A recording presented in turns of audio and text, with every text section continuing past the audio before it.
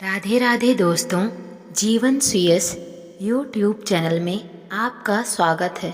आज की कहानी है कर्मफल विधान।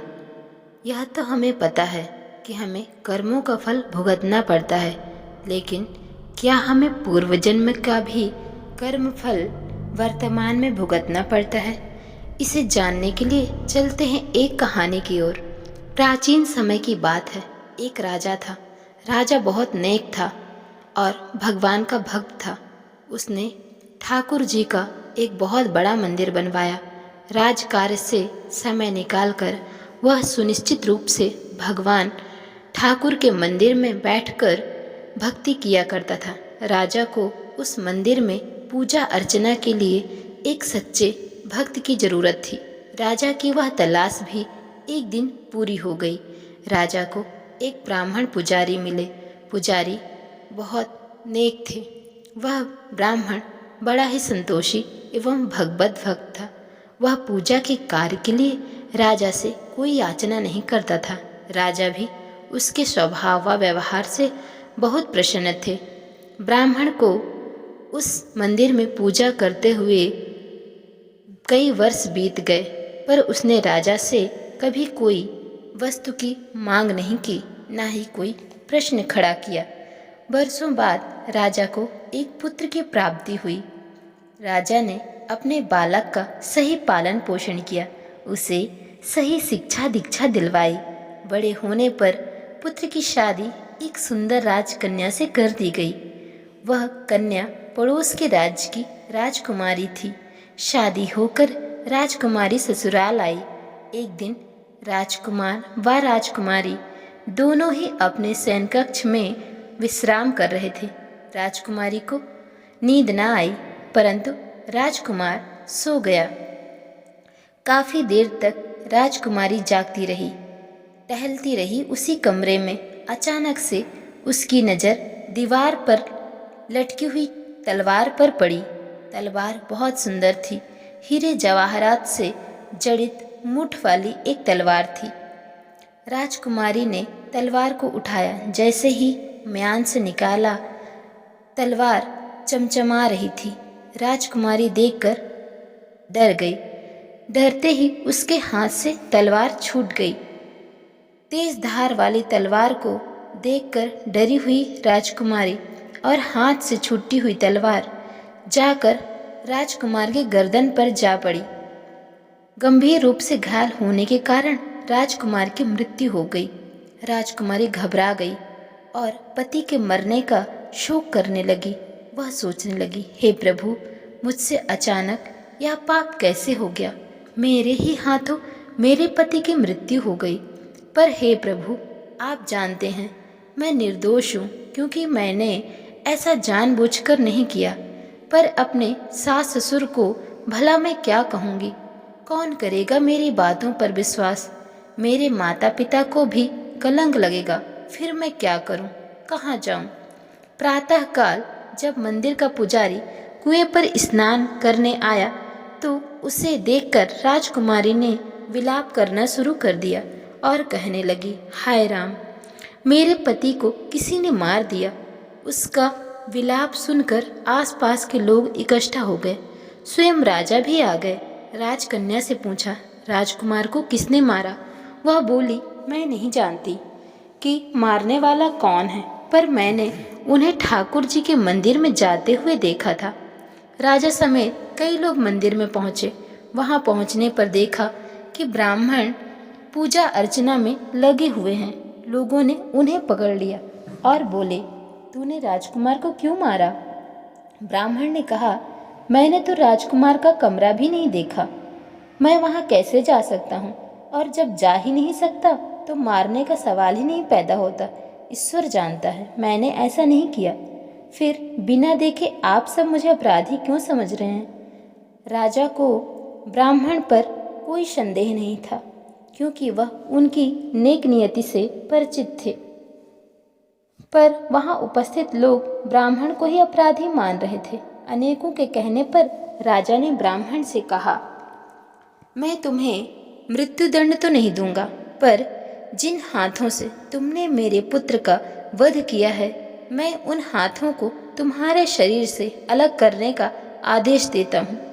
राजा के कहने पर ब्राह्मण का हाथ कटवा दिया गया। इस पर ब्राह्मण बड़ा दुखी हुआ, क्योंकि उसे मालूम था कि उसने राजकुमार को नहीं मारा, फिर निर्दोष होने के बावजूद भी उसे ऐसी सजा दी गई और उसका हाथ काट लिया गया। वह राजा को अधर्मी समझकर उनका राज्य छोड़कर दूसरी जगह चल दिया। दूर जाने पर भी बार बार यही सोचता रहा कि बुरे कर्मों का फल बुरा होता है, पर बुरे कर्म ना करने पर भी, राजकुमार को ना मारने पर भी उसको यह सजा क्यों मिली। वह किसी ऐसे विद्वान, ज्योतिषी व सिद्ध पुरुष के खोज में चल दिया जो उसे बता सके कि उसके निर्दोष होने के बावजूद भी उसे यह सजा क्यों दी गई। काशी में उसे विद्वान ज्योतिषी मिले। ज्योतिषी से मिलने उनके घर गया। ज्योतिषी घर पर न थे। उनकी पत्नी उनकी आलोचना कर रही थी, उन्हें भला बुरा कह रही थी। थोड़ी देर बाद ही ज्योतिषी घर आ गए। उनके आने पर भी उनकी पत्नी उनका तिरस्कार कर रही थी, पर ज्योतिषी चुप थे। उन्होंने उनकी स्त्री से कुछ ना कहा। इसके बाद वे अपनी गद्दी पर जा बैठे। ब्राह्मण ने देखा ज्योतिषी चुप हैं। ज्योतिषी ने कहा, कहिए ब्राह्मण देवता, आपका कैसे आना हुआ। ब्राह्मण ने कहा, आया तो मैं अपने बारे में पूछने था, लेकिन आप पहले अपने बारे में बताइए। आपकी पत्नी आपका इतना तिरस्कार क्यों करती है। तब ज्योतिषी ने कहा, यह मेरी स्त्री नहीं, मेरा कर्म है।